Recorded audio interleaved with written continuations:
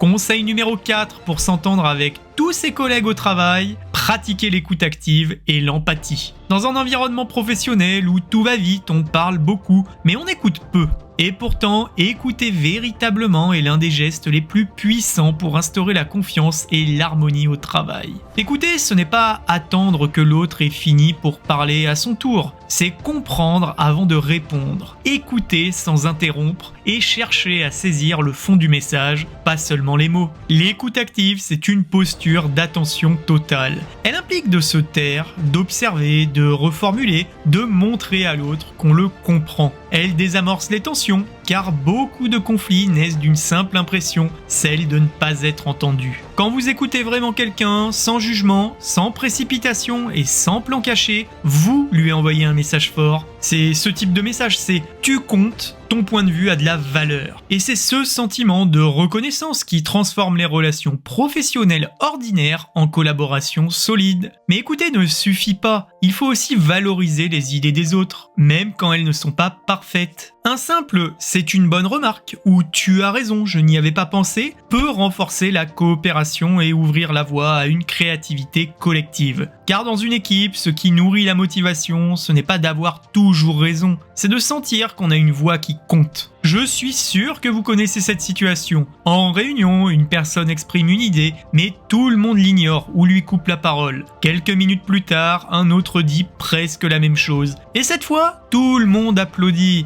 Résultat, la première se ferme, se décourage et la dynamique de groupe s'appauvrit. A l'inverse, dans une équipe où l'on s'écoute et où chacun se sent respecté, les idées circulent, les égos se calment et la coopération devient donc plus naturelle. Pratiquer l'écoute active et l'empathie, c'est donc construire des ponts plutôt que des murs. C'est comprendre que le respect ne se dit pas, il se montre. Et qu'au travail, écouter vraiment les autres, c'est souvent le plus grand signe d'intelligence émotionnelle et de leadership silencieux que l'on puisse offrir.